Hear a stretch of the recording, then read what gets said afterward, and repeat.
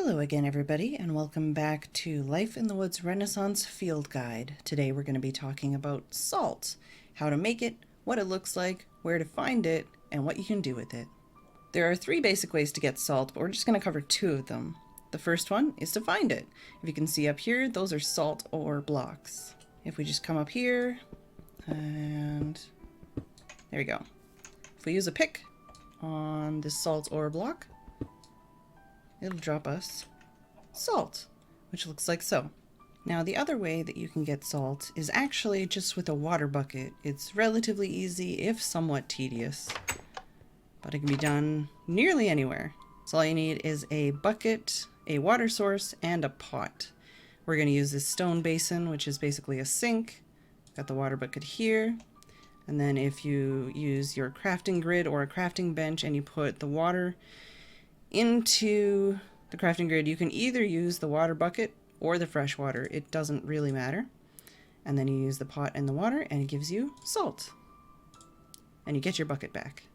Now, if you're finding making salt too tedious and you haven't found any in a while, but you really need it, a really good way, especially if you have a lot of iron on you, is to make multiple buckets, say 5 or 10, fill up all those buckets.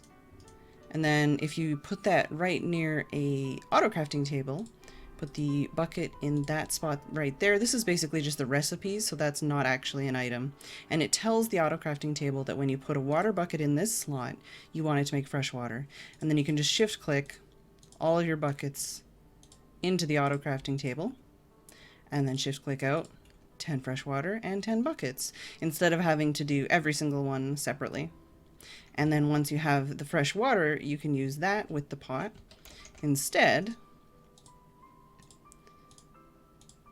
and make 10 salt. So it's slightly faster if you're going to do that way. If you only need 1 or 2 salt, you can just use a bucket. It doesn't really matter. But using fresh water in that way is a lot faster in bulk quantities. Alright, so if you have lots of salt and you're trying to find a way to store it better, you can always make a compressed salt block, which, as you can see, is just 9 salt in the crafting grid like so. It's similar to a coal block or a redstone block or a diamond block, something that obviously compresses the salt and makes it take up less space in your inventory.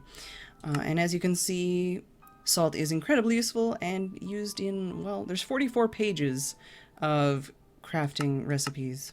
One of the simplest ones in the beginning is you can actually make zombie jerky, there we go, out of rotten plants or rotten flesh and 2 salt, and it has to be in separate slots like so.